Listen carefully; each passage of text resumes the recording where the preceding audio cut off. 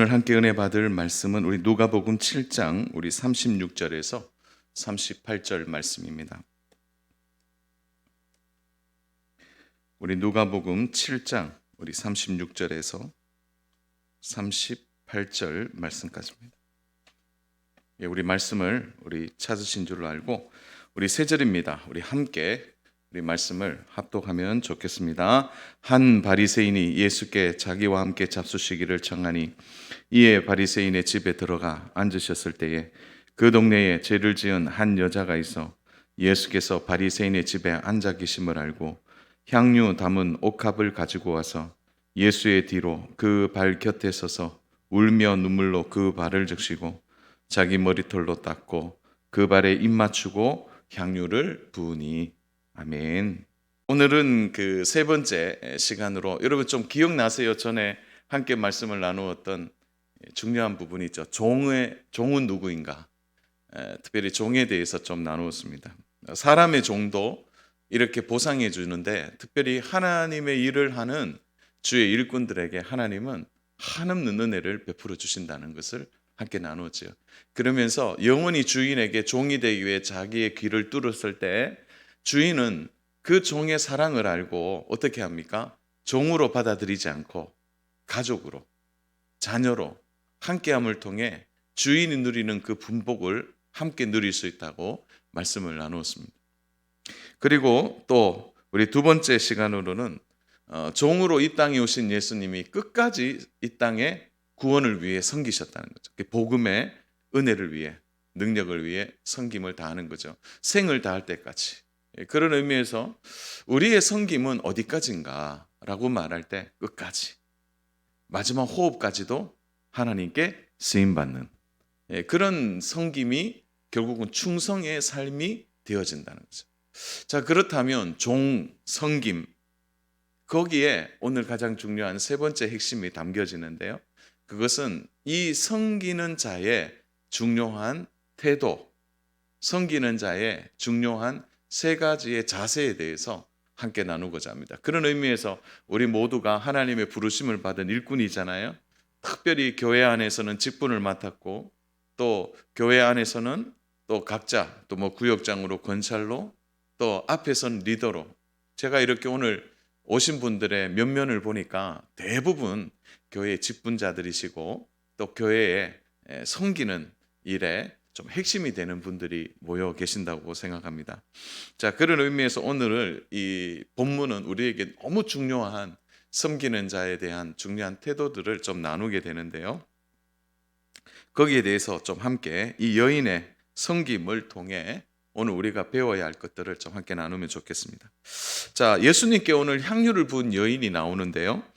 이 여인에 대한 기록이 마태, 마가, 누가, 요한 사복음서에 다 나옵니다. 그래서 이것을 좀 대조해서 비교해 보면 마태, 마가, 요한 복음에 나오는 향유를 부은 여인과 그리고 오늘 누가복음에 나오는 향유를 부은 여인은 사실 다른 여인이에요. 그래서 이제 일부 학자들이 이제 사복음서에 나오는 여인이 동일한 인물로, 그래서 내용을 기록할 때 조금 다른 관점에서 기록했기 때문에 아마도 같은 여인인데 좀 다르게 기술했을 것이다라고 말하는 일부 학자들도 있습니다. 그러나 대체적으로 사복음서에 나오는 향유를 부은 이 사건의 여인은 누가만 다른 여인이고 이 마태 그리고 마가, 요한에 나오는 여인은 같은 여인일 것이다 라는 것이 좀 정론입니다. 중요한 것은 이 여인이 어떤 여인인가 라고 말할 때 죄인인 여인이다 이렇게 표현하고, 마태, 마가, 요한에 나오는 여인은 죽었다가 살아난 나사로의 누이 마리아라고 설명하고 있어요. 자, 그렇게 보면 오늘 이 누가복음에 등장하는 여인은 이름은 알 수 없지만 중요한 것은 그는 죄인이다 이렇게 볼 수 있는 것이죠. 자, 오늘 이 죄인인 여인을 통해서 참된 섬김이 무엇인지, 그 섬기는 자의 중요한 세 가지의 태도가 뭔지를 좀 살펴보려고 합니다. 자, 그렇다면 이 여인이 어떤 여인인지 먼저 한번 볼까요? 자, 우리는 37절을 좀 봐야 되는데요. 그 동네에 죄를 지은 한 여자가 있어, 이렇게 나옵니다. 우리는 이 여인의 정체를 이야기한다면 이 여인은 공식적인 죄인이다, 이렇게 말할 수 있어요. 공식적인 죄인. 이 여인이 공식적으로 그 동네라는 이 단어는 되게 중요한 단어예요. 그 동네. 그러니까 그 동네에 죄인이 있다. 그 죄인이 바로 이 여인이다라고 되어 있는 거죠. 그러니까 그 동네에서 아예 낙인이 찍혀 있는 그런 여인입니다. 보통 이 죄인이라고 나오는 단어 헬라어 표현이 하마르 톨로스라는 단어인데요. 이 단어를 누가가 사용할 때에는 부도덕한 삶을 살아가는 사람일 때 이 단어를 사용합니다. 그래서 이 단어가 자주 등장할 때 누가 등장하냐면 세리들이에요. 세리들. 그러니까 부도덕한 세리들. 그리고 주로 이제 창기들을 이야기할 때 이 단어들을 사용하는 거죠. 부도덕한 여인들. 아마도 이 동네에서 이 죄인이다라고 지칭을 했을 때 이 단어를 쓴 것을 보면 적어도 이 여인이 삶에서 부도덕한 삶을 살아서 그 동네에서는 이미 평가받은 여인이다, 이렇게 볼 수 있는 것이죠. 당시에 공식적으로 죄인 취급받는 두 분류가 있습니다. 그것이 바로 세리와 오늘 나오는 바로 부도덕한 여인들이죠. 아마 이 여인의 삶을 우리는 순탄하지 않을 거다, 이렇게 판단해도 무방한 여인입니다. 어떤 종류의 죄가 그의 삶에 죄인으로 낙인을 찍힐 만한, 그러니까 뭐 부도덕하다라는 범위가 넓지만 적어도 사람들이 볼 때에는 저 여인은 죄인이다, 이렇게 정죄가 쉬울 정도로 그 여인의 삶은 순탄하지 않는 것이죠. 그런데 중요한 것은 이 여인이 어떤 계기가 되어서 예수님을 믿게 된 것입니다. 예수님을 사랑하게 된 것이죠. 그래서 저도 이 여인을 좀 한번 추적해 봤어요. 그래서 조금 이렇게 아니면 뭐 다른 전승의 기록이라든지 아니면은 이 여인에 대한 기록이 좀 남아 있나 싶어서 다른 것들을 찾아봤는데 잘 없어요. 그래서 학자들이 그 여인에 대해서 가장 크게 주장하는 학자들의 공통된 의견 중에 하나가 뭐냐면, 여러분 한 장을 넘기면 8장으로 들어가 보면 7 귀신이 들렸다가 고침을 받은 여인이 등장하는데요. 아마 이 여인일 것이다. 그리고 향유를 붓고 예수님을 이제 직접적으로 따라다니면서 아마 함께 했던 여인일 것이다라고 말하는 학자들도 있습니다. 그리고 이미 그가 어떤 계기를 통해 예수님을 만나고 과거의 삶을 청산하고 그가 예수님을 따르는 그런 사람이 되었다라고 말하기도 하고요. 또 하나는 세례 요한이 광야에서 세례를 베풀 때 바로 죄인들을 오라고 하는 세례 요한의 음성을 듣고 그가 나가서 세례 요한에게 세례를 받고 변화되어서 그가 하나님의 자녀가 되었을 것이다, 이렇게 보기도 해요. 자, 중요한 것은 이 세 가지가 뭐 어떤 형태로든 간에 오늘 이 여인이 예수님께 나아오는 것을 볼 때 적어도 어떤 중요한 아주 터닝 포인트가 있어서 그가 동네에서는 죄인이고 그야말로 사람 취급받지 않지만 그가 예수님께 나와 향유를 부은 중요한 바로 섬김의 대명사가 되어 있다라는 거죠. 자, 우리가 주목해야 할 것은 그가 지금 예수님을 만나기 위해 나아가는데 사람들의 시선이나 평가에 주목하지 않는다는 거죠. 이미 동네에서 죄인 취급받고 살아가는 삶도 쉽지 않은데 사람들 만나는 것도 얼마나 어렵겠어요. 더 중요한 것은 그가 바로 중심에 예수님 만나기 위해 어떻게 한 겁니까? 예수님 앞에 나아갔다는 거죠. 여러분, 그런데 참 쉽지 않아요. 보통 사람들이 평가할 때 좋은 평가하면 뭐 앞에 서는 거 좋죠. 그런데 수군거리고 손가락질하고, 그 당시에 여인들이 뭐 인권이 있었습니까? 아니면은 여인으로서의 위치가 있었습니까? 그래서 보통 사람들이 많은 곳에는 가지 않으려고 하는 거죠. 여러분, 우리가 잘 아는 수가성의 여인처럼 동네 사람들의 눈을 피해서 그 정오에 물을 기르러 나오는 것처럼 아마 이 여인에게 있어서도 사람을 만나고 사람들의 시선을 받는 일은 편치 않는 일이라는 거죠. 그런데 이 여인이 매우 큰 결단을 합니다. 여러분 보십시오. 36절 누구의 집에 들어갑니까? 한 바리새인이 예수께 자기와 함께 잡수시기를 청하니 이에 바리새인의 집에 들어가 앉으셨을 때, 여러분, 예수님을 만나기 위해 그가 통과해야 될 집은 바리새인의 집입니다. 여러분, 바리새인들이 누굽니까? 거룩하게 구별된 사람들 아닙니까? 여러분, 가장 많은 책망과 정죄를 받은 이 여인에게 있어서 가장 두려운 대상은 바리새인들이죠. 정죄하는 사람들. 자, 여러분, 이렇게 이 여인이 바리새인의 집에 들어갈 때 쉽지 않습니다. 보통의 마음을 가지고서는 그 집에 들어갈 수 있겠습니까? 그런데 이 여인이 바리새인의 집에 들어가는 것을 주저하지 않는 거죠. 뭐 그렇게 말할 수도 있겠죠. 뭐 성격이 원래 화통해서, 아니면 뭐 성격이 원래 남 신경 쓰지 않아서. 여러분, 아무리 그런 말을 해도요, 여러분, 여인으로 그 동네 자체에 이미 그런 평가를 받으면 누구라도 위축되게 되어 있는 것이죠. 그런데 바리새인의 집에 들어가는 것입니다. 자, 여러분, 우리가 믿음 생활하고 신앙 생활할 때 우리에게 참 예민하게 다가오는 부분이 있습니다. 그게 바로 사람들의 평가이죠. 그러니까 어떤 평가를 받느냐가 참 우리가 예민해요. 직장에서도 마찬가지입니다. 직장에서의 평가는 그 직장 생활의 전부라고도 말할 수 있는 것입니다. 요즘 코로나가 만든 이상한 것 중에 하나가 뭐냐면 교회 다니는 사람들을 폄하하는 것입니다. 보이지 않는 곳에서 교회가 항상 무엇인가 중심이 되어서 평가하고 판단하는 일이 얼마나 많이 있는지 모르겠어요. 여러분, 한번 보십시오. 여러분, 주일날 교회 오는 것이 세상 사람들의 눈에 어떻게 비춰지는지 한번 봐야 합니다. 쉽지 않은 거예요. 제가 얘기를 요수아 청년부 그 한 집사님의 얘기 들어보니까 직장 가는데 주일날 어디 갔냐고 물어본대요. 주일날 어디 갔습니까?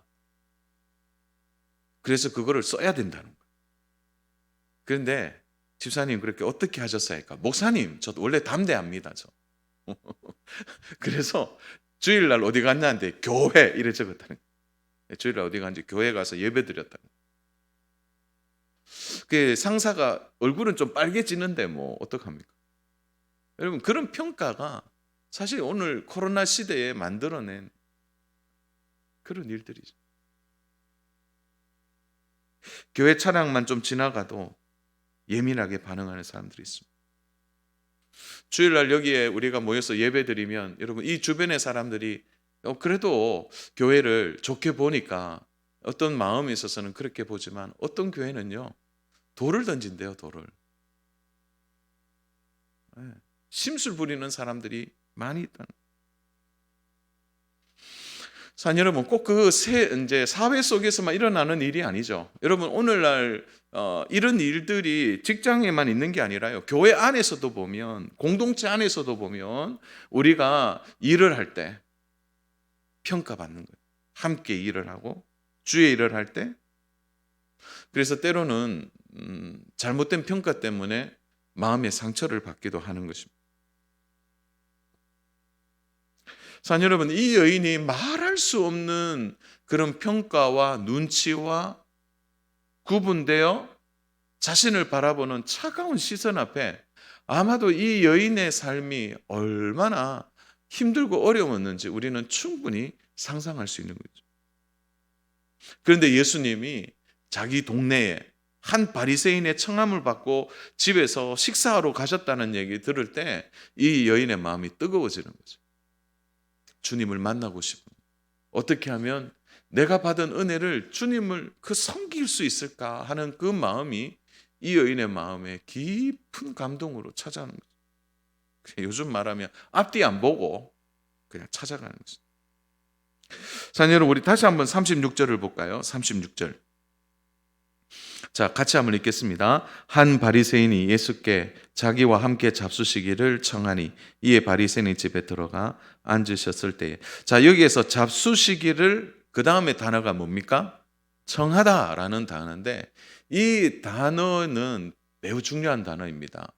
그것은 주인이 바로 사람들을 구분해서 바로 자기가 이 세운 파티에 초청자가 초청하는 사람에 대하여 청할 때만 그 집에 들어갈 수 있는 거죠.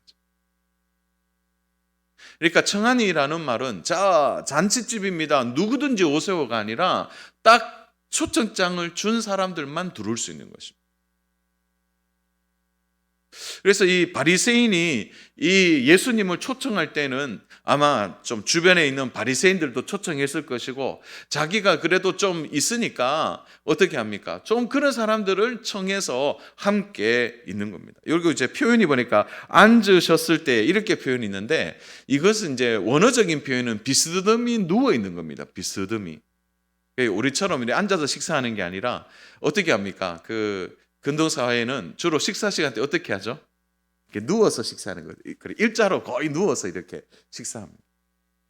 그렇기 때문에 여인이 자기의 향유를 예수님의 발에 부어서 예수님의 발을 씻기는 게 가능한 거죠. 누워있기 때문에. 자, 중요한 것은 이 청하다라는 단어에서 이 여인은 청함을 받지 못했습니다. 자, 그러면 이 여인이 어떻게 바리새인의 집에 들어갈 수 있게 된 것입니까? 당시의 유대 관습에서 유일하게 잔치집에 청함을 받지 못해도 들어갈 수 있는 방법이 딱 하나 있습니다. 그것은 바로 구걸하기 위해 들어갈 수 있는 거예요.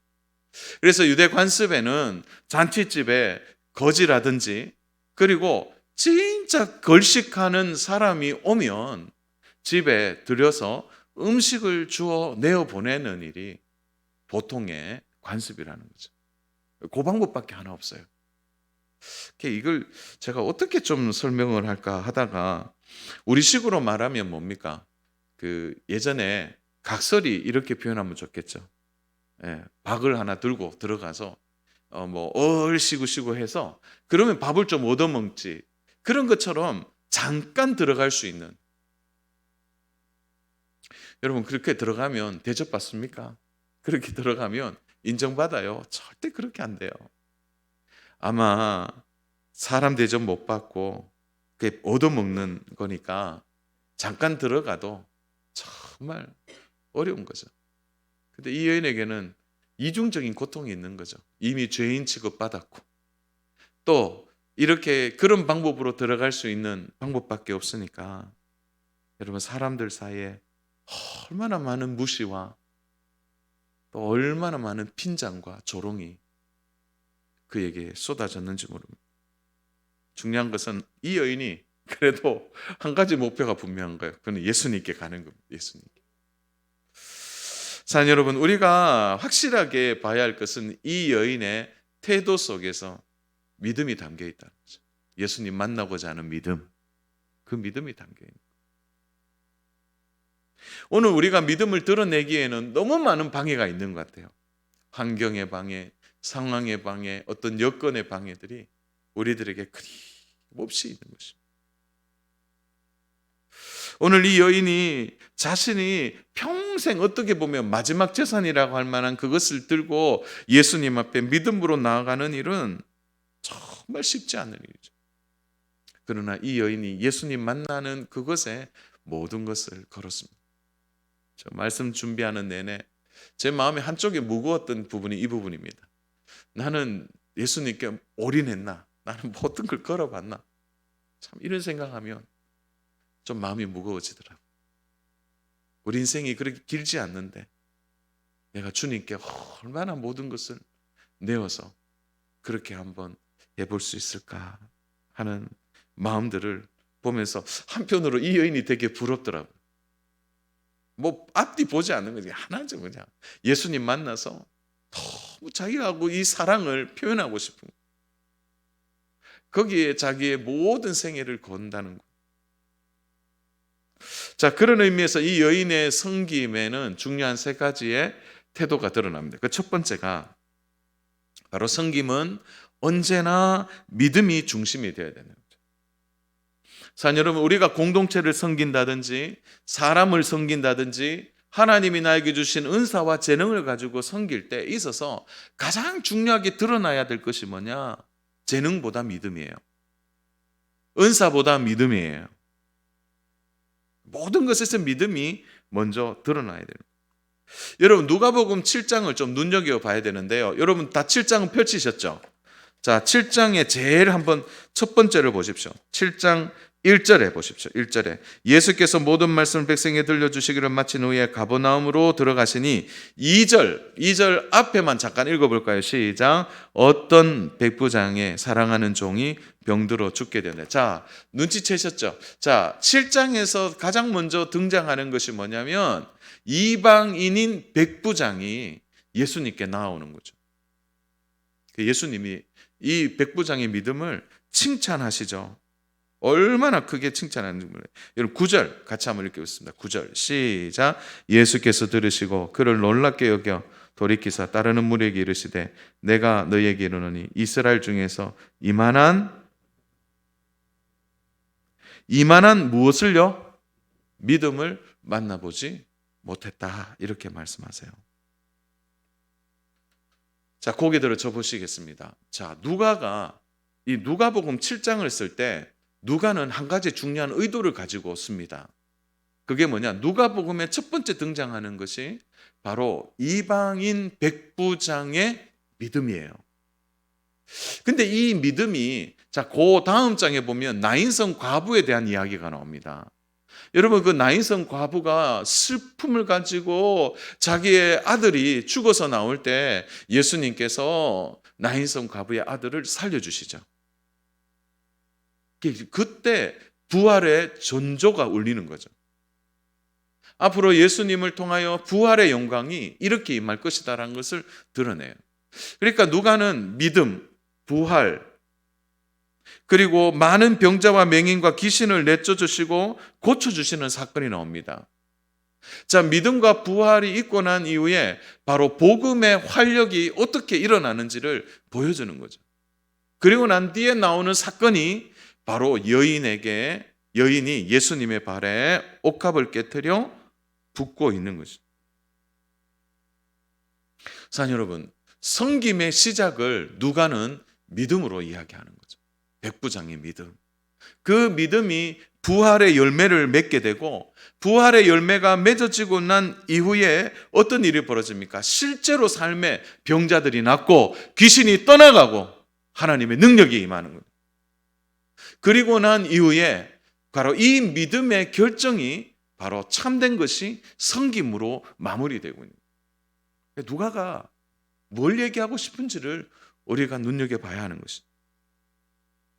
여러분, 그래서 누가가 처음에 믿음으로 시작했다가 오늘 본문 말씀의 마지막을 보세요. 50절. 자, 이 여인에 대한 사건의 기술이 계속 나오거든요. 50절. 우리 같이 한번 읽겠습니다. 시작. 예수께서 여자에게 이르시되 내 믿음이 너를 구원하였으니 평안히 가라 하시니라. 자, 이 여인의 섬김을 예수님은 뭘로 보셨죠?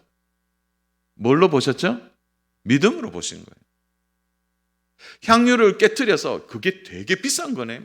요즘으로 말하면 명품 향유를 발에 부었을 때 예수님이 너의 섬김을 통하여 너는 구원받았다 이렇게 얘기하지 않으셨어요.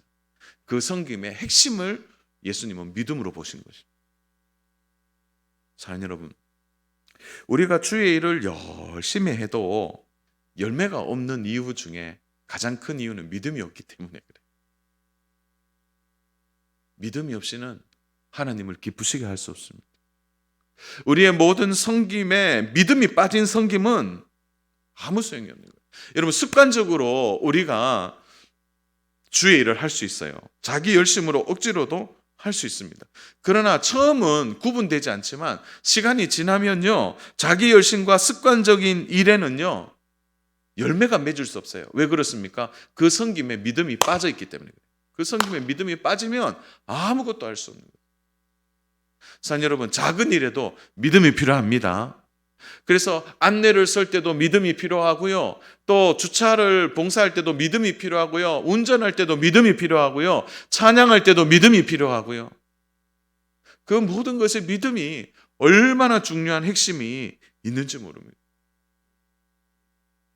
사랑 여러분, 우리가 하나님께 헌금을 드리고 예물을 드릴 때도 예물 드리는 것에 믿음이 있어야 됩니다. 그래서 억지로 하지 말라 그러잖아요. 기쁘게 드리라 그러잖아요. 기쁘게. 거기에 믿음이 담겨야 그 예물에 열매를 맺게 되는 거예요. 너무너무 중요한 부분입니다. 오랜 시간이 지나서 저희가 가장 뜨거웠던 신앙생활이 언제였냐 돌아보니까 제 고등학교, 대학교더라고요. 그때 제가 정말 뜨거웠습니다. 뭐 아침에 학교 가면 학교 가기 전에 교회 들렸고, 이제 교회에서 이제 기도하고 학교 가고, 또 학교 마치고 오면 집을 안 가고 교회에 갔다가 집에 갔다가 저녁 먹고 다시 교회로 와요. 그래서 교회에서 잤어요. 고등학교 때는. 대학교 때까지 교회에서 잤습니다. 자고 새벽 기도 드리고, 지금 생각하니까 좀 죄송한데 새벽 기도 시간에는 주로 잤습니다. 피곤하니까. 뒤에 앉아서 막 잔 기억도 많아요.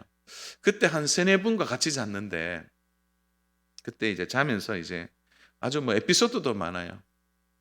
그 마룻바닥이었는데 저도 자다가 갑자기 천정이 무너지는 소리가 들려서 깜짝 깼는데, 그때 형님 하나가 이렇게 뒤로 이렇게 하는 바람에 그대로 넘어지고, 이제 새벽 기도 시간에 말씀 목사님 전하는데 그냥 마룻바닥에 쿵 하는 거죠. 쿵. 그런 일들도 있었습니다. 그때 열심히 했던 형제 자매들이 많았어요. 그리고 30년이 지나서 얘기를 들었습니다. 좀 어떻게 사는지, 어디에 사는지 그 행적들을 좀 찾아봤습니다. 참 두려운 것은요, 지금도 열매 맺는 사람이 있는가 하면 완전히 믿음에서 떠난 사람들도 너무 많이 있어요. 그때 제 동기가 32명 정도 됐는데 다 떠난 친구들이 얼마나 많이 있는지. 그래서 가만히 좀 생각을 해봤어요. 왜 그런가? 그때 열심, 그때 섬김, 그때 교회가 아니면 안 되는 것처럼 그렇게 열심히 했는데 보니까 다 자기 열심이에요. 자기 열심.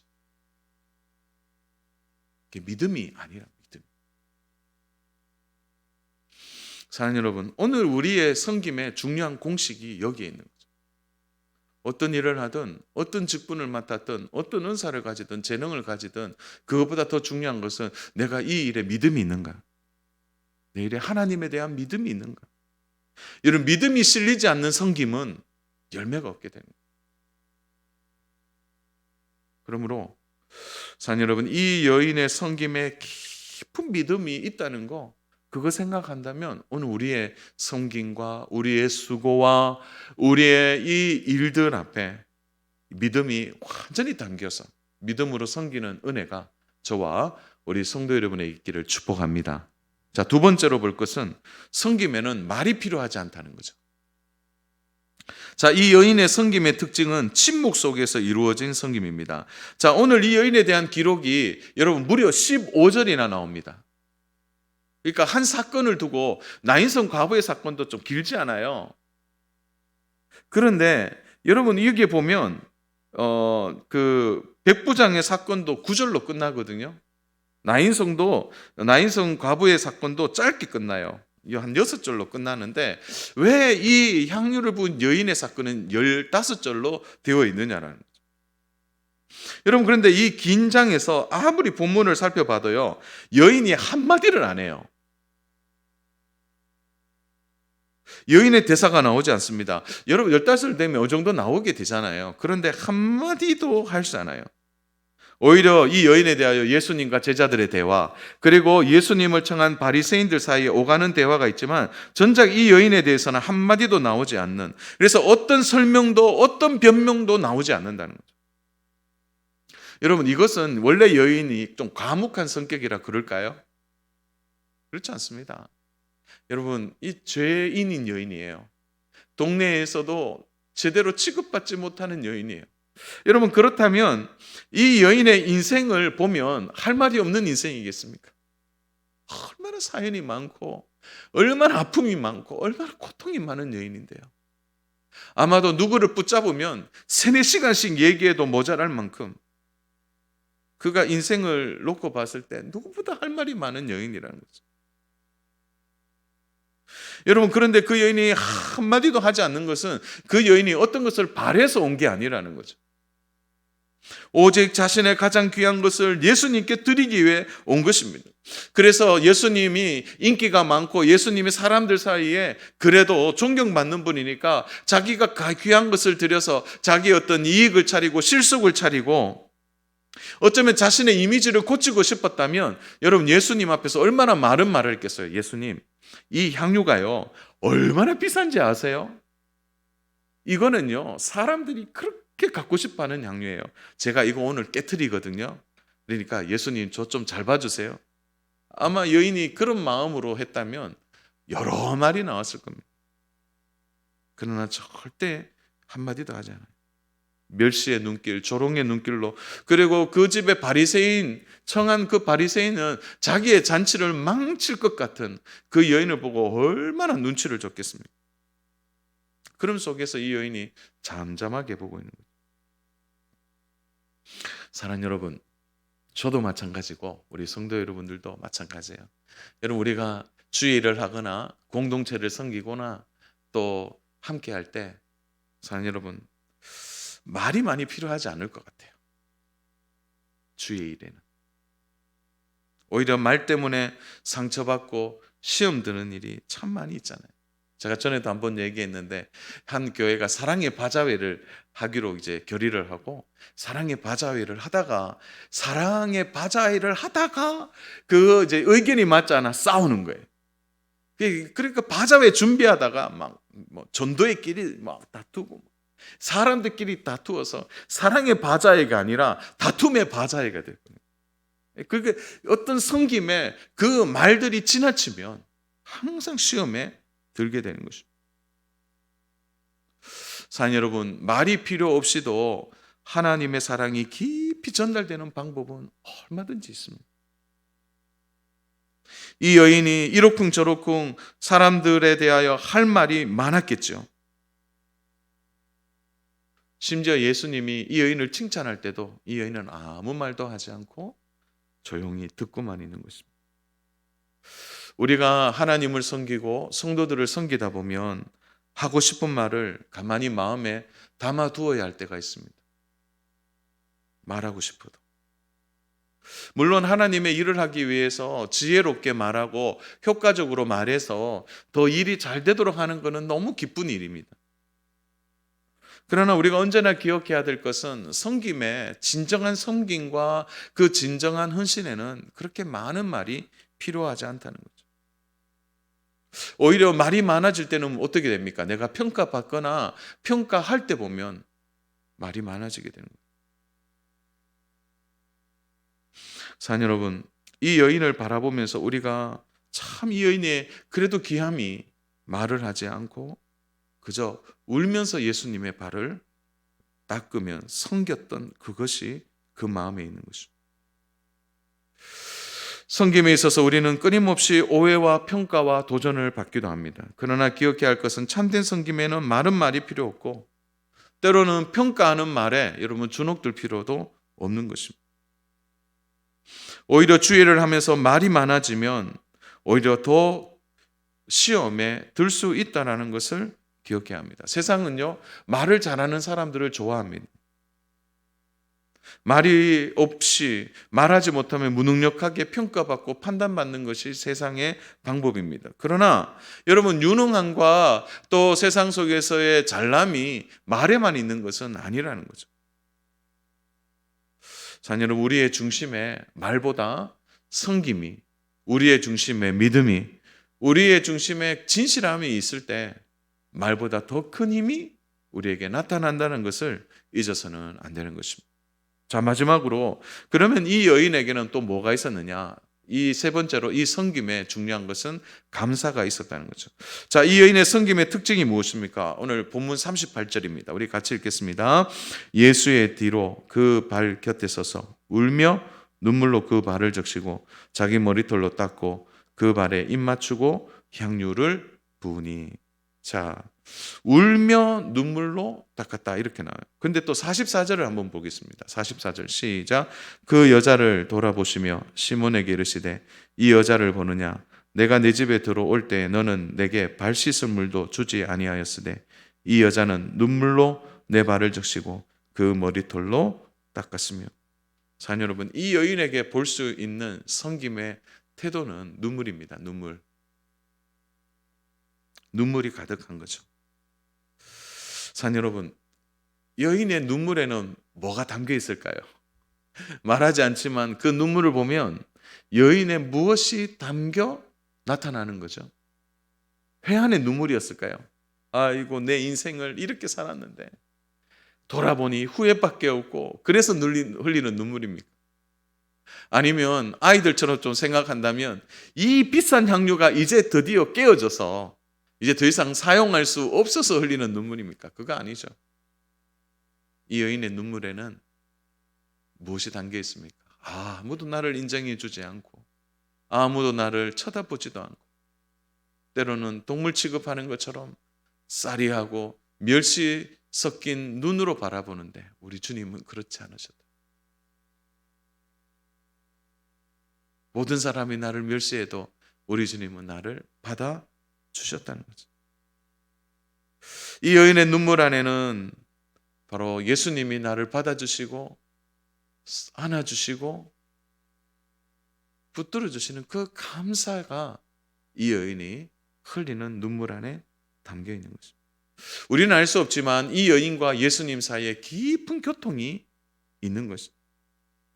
전부가 따가운 시선으로 평가하며 바라보더라도 이 여인의 중요한 태도는 무엇입니까?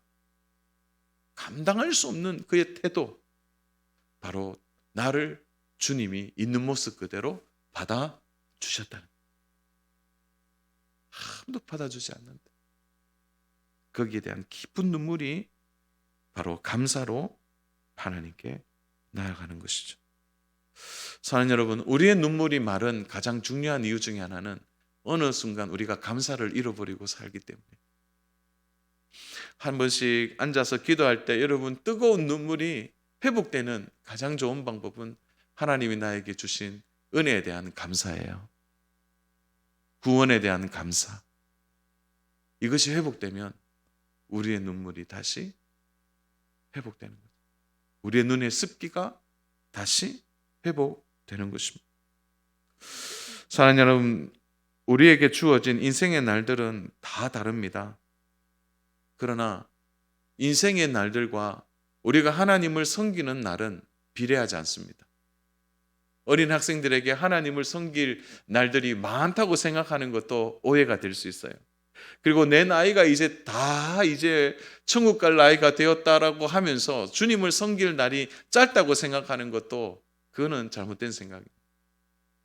주님을 섬기는 날과 우리 인생의 날은 비례하지 않습니다. 짧은 인생을 살지만 더 많이 주님을 섬기고 깊이 감사하고 살아가는 사람들이 있는가 하면, 긴 인생은 살았지만 전혀 주님을 위해 섬기고 사랑하고 감사 없이 살아가는 수많은 사람들이 우리 안에 함께 공존하고 있다는 것을 우리가 알기 때문입니다. 하나님 우리에게 허락한 생의 시간들이 있습니다.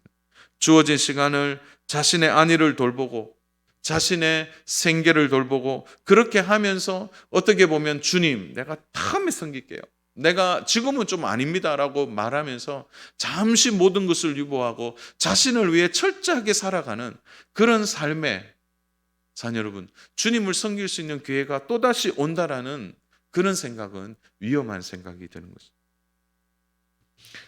여러분, 우리는 2020년을 맞이하면서, 작년을 맞이하면서 여러분, 이 코로나 사태가 이렇게 길어질 줄 몰랐어요. 저는 한 번씩 4층에 올라갈 때마다 좀 마음이 무겁습니다. 4층 식당이 너무 조용해요. 그때 함께 점심을 먹었던 그날을 생각하면 또 그날이 올 수 있을까 하는 안타까운 마음을 가집니다. 여러분, 우리 그때 많이 생각했죠. 다음에 좀 섬기고 다음에 좀 하고, 식당에서 식사를 때로는 못하고 갈 때 다음 주에 먹으면 되지. 그날이 그렇게 우리에게 찾아오지 않는 거 우리가 보고 있지 않습니까? 사랑 여러분, 주님 위에 섬길 수 있는 기회가 될 때 믿음으로, 그리고 말없이, 그리고 감사함으로 하나님 주신 이 섬김에 최선을 다하는 저와 우리 성도 여러분 되시기를 축복합니다. 우리의 눈이 열려야 합니다. 세상은 빨리 지나가요. 하나님을 위해 살아갈 수 있는 시간들이 많지 않습니다. 사랑 여러분, 말씀을 정리합니다. 이 여인은 모든 것을 다 드렸어요.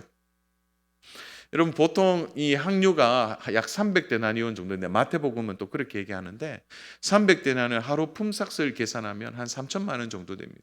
그 당시에 화폐의 가치를 3천만 원으로 말하면 여러분 2000년 전에 3천만 원의 가치면 지금 어떻겠습니까? 모든 걸 드린 거죠. 모든 것을. 사랑 여러분, 한번 생각해 보세요. 이 여인이 그렇게 정성껏 자기가 다 섬겼어요. 향유를 깨뜨렸어요. 마지막 재산의 보류일 수도 있어요.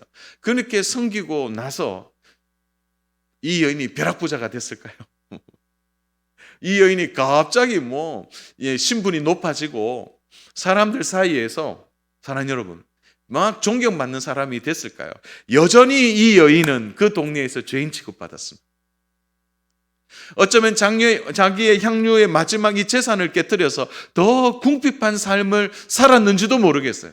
우리 나중에 천국 가서 이 여인 만나면 그 뒤의 삶에 대한 이야기를 들어보면 되겠죠. 중요한 것은 그 여인이 자기의 인생에 있어서 드리고 난 이후의 삶의 변화가 없을지라도, 더 궁핍한 삶을 살았지라도 이 여인에게 있어서 이 찰나의 순간, 이 카이로스라 그러잖아요.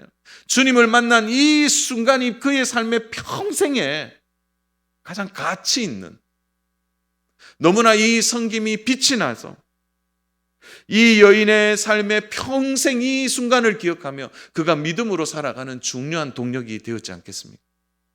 여러분, 우리의 섬김에 이런 열매가 나타나야 합니다.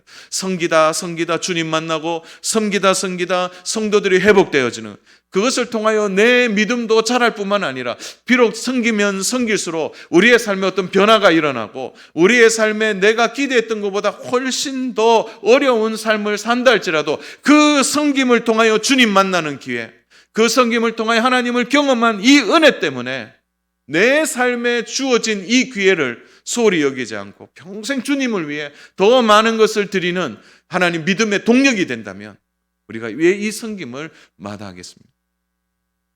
사랑 여러분, 그러므로 섬기는 자의 세 가지 태도를 우리가 마음에 꼭 인지해서, 정말 이제 코로나가 끝이 나고 정말 교회가 다시 모든 것이 회복될 때 이 섬김의 아름다운 은혜들을 함께 나누는, 그리고 함께 섬기는 귀한 저와 우리 성도 여러분 되기를 주님의 이름으로 축복합니다.